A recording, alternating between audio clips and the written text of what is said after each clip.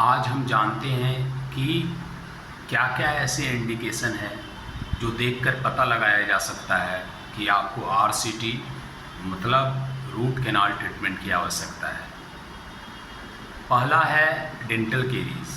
जब आपके दांतों में सड़न हो और उस सड़न की वजह से दांतों में लगातार दर्द हो और दर्द ऐसा हो जिससे कि आपको सोने में दिक्कत हो, अगर आप कुछ दवा खाए हों, खाने के बाद भी आराम नहीं मिल रहा हो, जब आप बैठते या सोते हों तब दर्द बैठने या सोने के साथ बदलता हो, तो ये सारे कुछ सिम्टम्स हैं।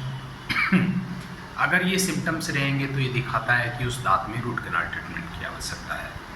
उसके बाद फिर हम आते हैं कि जब आपका दांत घिस जाए, लेमैन टर्म में कहते हैं कि जब आपका दांत घिस जाए, जिसे हम एट्रेजन कहते हैं मेडिकल टर्म में, तो उस समय आपको रूट कैनाल ट्रीटमेंट की आवश्यकता पड़ती है।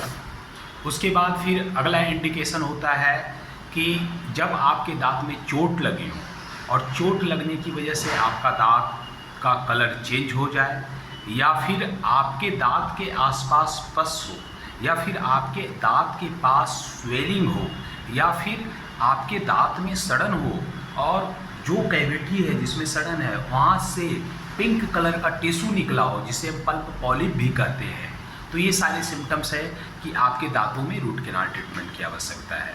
अब हम आते हैं अगले सिम्टम्स पर, उसे हम कहते हैं एब्फ्रैक्शन। ये भी एक दांत घिसने का टाइप है।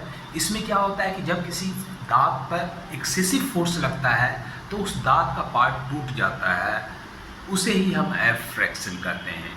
उसके बाद हम आते हैं सर्वाइकल एब्रेजन। सर्वाइकल एब्रेजन में जो होता है वो आपके फॉल्टी टूथ ब्रशिंग से हो सकता है। अगर ब्रशिंग का आपका तरीका सही नहीं है तो उसकी वजह से होता है। अगर आपको सर्वाइकल एब्रेजन हो, सर्वाइकल एब्रेजन भी एक दांत घिसने का टाइप ही है, लेकिन उसके साथ कंडीशन क्या होना चाहिए कि जब आप कुछ ठंडा या गर्म ले रहे हो तो सीवियर सेंसिटिविटी हो रही हो, इतना सेंसिटिविटी हो रही हो कि आपके बर्दाश्त के बाहर हो।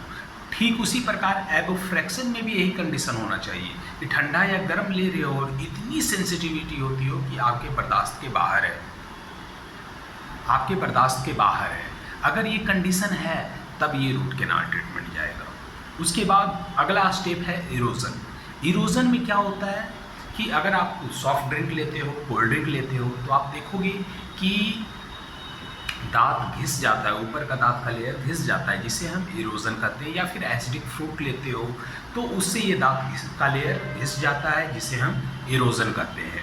उसके बाद फिर अगर दांत में चोट लगा हो और चोट की वजह से दांत टूट गया हो तो मान के चलिए कि वो दांत रूट कैनाल ट्रीटमेंट के लिए ऑलमोस्ट जाएगा ही जाएगा।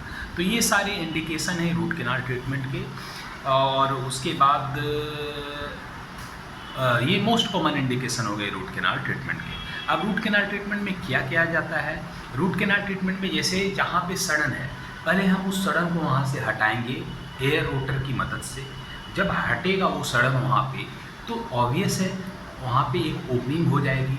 उस ओपनिंग के माध्यम से हम, जिसे हम एक्सेस कैविटी कहते हैं, उस ओपनिंग के माध्यम से हम दांत के अंदर जाएंगे और जो भी जड़ है दांत का उसके अंदर एक कैनाल होता है और पल्प, ये सारे एरिया में जो भी इन्फेक्टेड नर्व, ब्लड वेसल है, सबको हम हटा के फिर जो एरिया खाली हो गया है सफाई के बाद उसमें हम गटा पर्चा का यूज करके उस एरिया को भर देते हैं ताकि उस खाली एरिया में बाहर से बैक्टीरिया वगैरह ना घुसे। उसके बाद जो पार्ट हम लोगों ने दांत का कट किया था ये कैविटी या केरिस को हटाने के क्रम में, तो उस पार्ट को हम दांत के कलर के फिलिंग मटेरियल से भर देते हैं। अब जब हम दांत को भर देते हैं तो यहीं तक प्रोसेस कंप्लीट नहीं होता है। उसके बाद का भी प्रोसेस है कि दांत के ऊपर कैप लगाना जरूरी है। तो आप में से कुछ लोग कहोगे सर कैप लगाना क्यों ज़रूरी है? तो देखिए, जो भी हम फिलिंग करते हैं दांत में, अभी तक ऐसी कोई फिलिंग मटेरियल नहीं जो 100% लीकेज को रोके, सिर्फ कैप को छोड़कर। अब सोचिए, हम लोगों ने फिलिंग कर दी, अब वो लीकेज होगा वहाँ से, तो क्या होगा? बाहर का इन्फेक्शन अंदर जाएगा और वो जो आपकी फिलिंग है उसमें इन्फेक्शन क्रिएट करेगा, बाद में कॉम्प्लिकेशन क्रिएट हो सकता है। इसलिए कैप लगाना ज़रूरी होता है, क्योंकि कैप ही एक ऐसा चीज़ है जो लीकेज को रोकता है 100%। उसके बाद फिर दांत रूट कैनाल करने के बाद कमज़ोर हो जाते हैं। तो अगर आप बिना कैप के खाओगे तो टूटने के चांस रहते हैं, ये अगर कैप लगा दोगे तो वो टूटने का चांस ख़त्म हो जाता है। तो इसलिए कैप लगाना चाहिए। अब हम आते हैं कि रूट कैनाल ट्रीटमेंट किनसे करवाना चाहिए। रूट कैनाल ट्रीटमेंट आपको रूट कैनाल स्पेशलिस्ट, जिन्हें एंडोडोंटिस्ट कहते हैं, उनसे करवाना चाहिए। और कैसे हमें पता चलेगा कौन एंडोडोंटिस्ट अच्छे हैं, तो उसके लिए आप देखिए किस कॉलेज से वो पास आउट हैं। गवर्नमेंट ऑफ इंडिया की NIRF वेबसाइट है, उस वेबसाइट पर जाके देखिए कि कॉलेज की रैंकिंग क्या है, क्योंकि इंडिया में बहुत सारे कॉलेज हैं और सारे कॉलेज तो अच्छे होते नहीं हैं, ये सबको ही जानता है, तो आपको ये देखना होगा। उसके बाद डॉक्टर का रजिस्ट्रेशन, स्पेशलाइजेशन रजिस्ट्रेशन नंबर देखिए, स्पेशलिटी बोर्ड देखिए। अब आजकल एक मैं थोड़ा कंसर्न हो रहा हूँ कि नीट का जो एग्जामिनेशन है उसमें 100 नंबर लाने वाले भी डॉक्टर बन रहे हैं, 500 नंबर लाने वाले भी डॉक्टर बन रहे हैं। तो अब ये भी आजकल देखना ज़रूरी है कि क्योंकि 100 नंबर ला के 200 नंबर ला के अगर आप डॉक्टर बन रहे हैं तो समझना होगा कि हमारी क्वालिटी गिरी है। तो आपको ये भी एक ध्यान रखना होगा कि कौन डॉक्टर कैसे बने हैं, और सिर्फ मेडिकल फील्ड में नहीं, आपको हर फील्ड में ये पूछना होगा, जैसे इंजीनियरिंग हुई, लॉयर हुई, कि वो कैसे बने हैं, कितना स्कोर किया है, क्योंकि आजकल एग्जामिनेशन का लेवल काफ़ी गिरा है। इस वजह से आपको ये पॉइंट ध्यान में रखने की ज़रूरत है। तो ये सारी बातें हो गई रूट कैनाल ट्रीटमेंट से रिलेटेड।